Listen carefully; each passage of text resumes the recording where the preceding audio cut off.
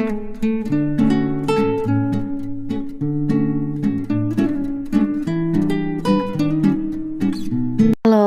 assalamualaikum teman-teman semua, apa kabar? Semoga teman-teman semua dalam keadaan sehat dan lancar rezekinya.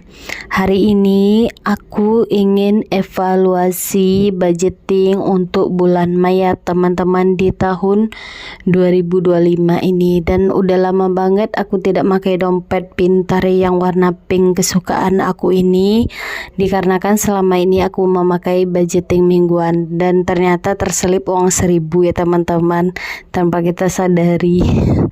Karena udah lama banget aku nggak pakai ini, rasanya dari terakhir aku pakai bulan November di tahun 2024 kalau tak salah ya teman-teman. Di sini aku ingin membacakan bulan Mei yang dimana aku ingin mengatur uang sesuai syariah, membuat rencana anggaran, mengutamakan kebutuhan, mensyukuri apa yang dikasih sama Allah, rezeki yang telah Allah berikan. Dan sekarang tugas kita menjaga amanah yang telah diberikan Allah, itu menjaga rezeki itu dengan baik dan kita kelola dengan baik, tidak untuk foya-foya ya teman-teman. Walaupun ada kalimat kata orang itu, semakin aku foya-foya semakin lancar rezekinya, semakin aku pelit semakin aku sampai rezekinya. Sebenarnya enggak ya teman-teman. Kita mengelola keuangan ini itu bentuk amanah kita terhadap rezeki yang telah Allah berikan, dan kita mensyukurinya dan kita akan kelola dengan baik untuk apa aja keuangan kita, pengeluaran kita selama ini. Oke, uang dari gaji suami dan istri itu totalnya ada 3 juta dan aku potong terlebih dahulu sebelum aku kelola per pos-pos gitu. Aku potong dulu dengan cicilan LM yang dimana aku ini tidak riba ya teman-teman, tapi aku mencicil logam mulia ini di bank muamalat yang dimana itu tidak riba. Mereka dulu yang membeli emas itu, nanti setelah lunas cicilan tadi nanti baru dia serahkan emas tadi kepada saya, begitulah. Dan arisan itu 300, jadi totalnya itu ada 1.100.000 dan sisanya itu 1.900.000. Di sini aku akan membagi menjadi 3 pos, yaitu pengeluaran tetap itu 80%, yang dimana pandai-pandai aku mengelola uang yang 1.900.000 tadi. Di bagian kebutuhan itu 80%. 80% ini akan aku kelola untuk budgeting bulanan, budgeting mingguan, listrik, bensin, dan kebutuhan anak dan yang lain-lainnya, gas galon ya teman-teman. Dan di sini aku juga akan mengelola yang 10%-nya itu untuk saving. Di sini aku membudgetkan untuk pendidikan anak itu 100 dan dana tak terduga itu 90, karena kan 10% itu 190. Oh ya, ada rincian di sini. Totalnya itu kan kalau 80% itu ada 1.520.000. Jadi ya nanti ya teman-teman, pas aku masukin ke dalam dompet pintar itu tidak akan sama. Karena apa? Karena uang yang gaji yang keluar ini aku lupa untuk menukarkan ke uang kecil. Jadi untuk sementara waktu aku masukkan aja dulu yang mana umpamanya kurang 10.000, aku sisihkan ditaruh ke yang melebihi itu. Umpamanya tadi kan untuk bensin itu ada 50.000, tapi uang 50.000 itu nggak ada. Jadi uang yang gaji yang keluar ini uang 100.000 semua, jadi belum ada aku tukar ke uang kecil. Jadi untuk di dompet pintar ini masih ngacak ya teman-teman. Tapi setelah video ini nanti kan ada aku belanja tuh di sana, nanti aku akan menukar ke uang yang kecil-kecil dan menaruhnya lagi sesuai dengan yang budget aku buat. Begitulah ya teman-teman. Dan aku di sini kenapa pendapatannya kecil, karena memang kami di sini di bawah UMR, karena kami kan itu ke daerah bukan kota atau bagaimana. Kami ini masih tingkat kabupaten ya teman-teman, jadi pendapatannya itu belum tinggi. Suami itu pendapatannya itu anak honorer dan aku juga honorer guru, jadi memang belum, pendapatan kami belum tinggi, tapi sesuai lah. Untuk pengeluaran kami juga nggak besar kali gitu, nggak seperti teman-teman yang mungkin gajinya tinggi tapi masih ada semuanya serba dibeli atau bagaimana. Kalau di sini kan nggak bisa ditanam, terus nanti umpamanya tinggal masih sama orang tua gitu tingkatannya.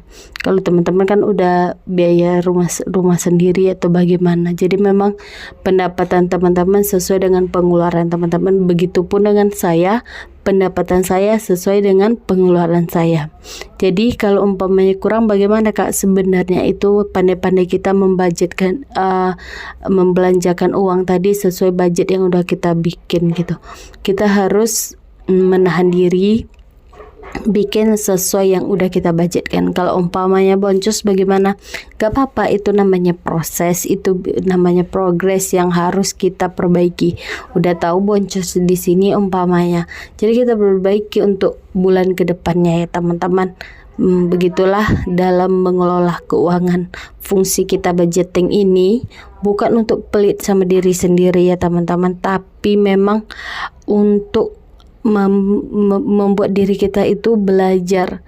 Saya juga nggak langsung pandai. Saya dari 2021, malahan lagi 2021 aku belajar proses dan nggak berhasil langsung. Sekarang pun masih ada juga boncosnya, apalagi pas lebaran kemarin banyak kayak boncosnya. Apalagi sekarang udah punya anak, kadang dana tak terduga itu banyak banget. Tabungan aku sering terpakai segala macam, emas sekarang terjual, karena memang kadang kan semua yang kita udah susun belum tentu berjalan dengan baik, yang kita inginkan belum tentu juga tercapai. Jadi semua yang kita lakukan kadang-kadang ada yang tak terduga gitu. Jadi kita hanya bisa belajar, berikhtiar, dan hasilnya itu kita lihat ke depannya nanti gitu teman-teman. Semoga teman-teman bisa berproses juga. Saya juga sedang berproses. Jangan jadikan saya sebagai patokan, karena kita sama-sama dalam proses belajar. Bantu untuk saya mendukung channel ini ya teman-teman, dengan like, comment, and share ya teman-teman. Terima kasih teman-teman. Udah selama ini sudah ada yang bantu komen juga, yang komen menyimak atau bagaimana, karena itu udah bikin aku senang.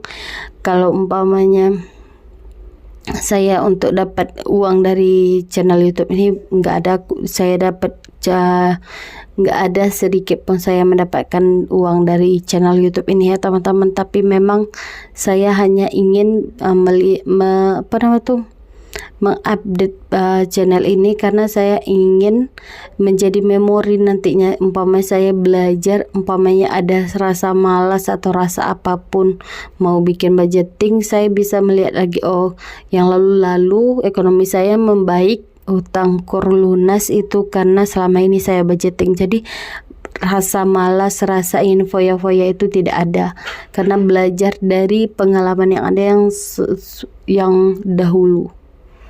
Memang dulu itu boncos banget ya teman-teman. Maafin diriku yang dulu, yang sebelum mengenal budgeting, sebelum mengenal frugal living. Sebenarnya frugal living itu bukan pelit ya teman-teman, tapi mereka hanya bijak. Kita itu bijak membeli barang, apakah barang ini terpakai nantinya atau tidak, atau kita bisa menghemat sesuatu yang tidak kita butuhkan, bisa membedakan kebutuhan dengan keinginan. Aku banyak banget belajar frugal living itu di Samuel dan siapa istrinya waktu itu ya. Saya sering banget memutar video mereka dan banyak belajar juga dari mereka ya teman-teman, karena mereka itu memang bagus banget penyampaiannya dengan bahasa sederhana, dengan penjelasan yang detail banget gitu. Dan mereka pensiun dini adalah cita-cita mereka, sedangkan pensiun dini juga cita-cita saya, yang dimana saya juga ingin mengumpulkan dari sekarang dana pensiun tersebut melalui LM. Karena apa? Kalau mereka kan melalui saham, sedangkan saya itu minus akan ilmu saham-saham gitu. Jadi saya takut nanti terjadi kerugian atau hilang dana dari reksadana atau segala macam, karena aku belum paham gitu. Kalau umpamanya teman-teman paham, bisa bantu jelaskan kepada saya, nanti saya akan pelajari lagi. Karena sudah saya lihat juga secara tentang saham-saham tersebut, cuman nggak nangkep gitu di otak saya, masih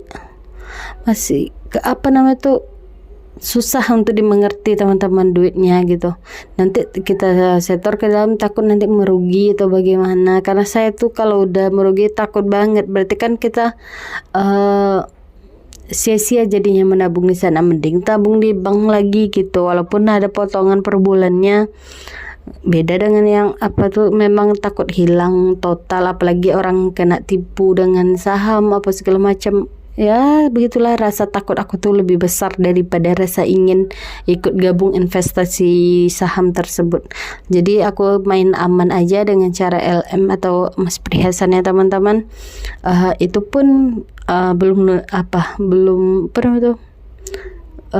Masih dalam proses, dan itu pun tahun ini baru mulai gitu teman-teman. Karena memang kalau kemarin itu kan uang kami lebih banyak ke membayar cicilan hutang kami yang hutang kur kemarin, dan sekarang saya sudah berubah dan saya ingin bertaubat dan ingin memulai semuanya dari awal lagi.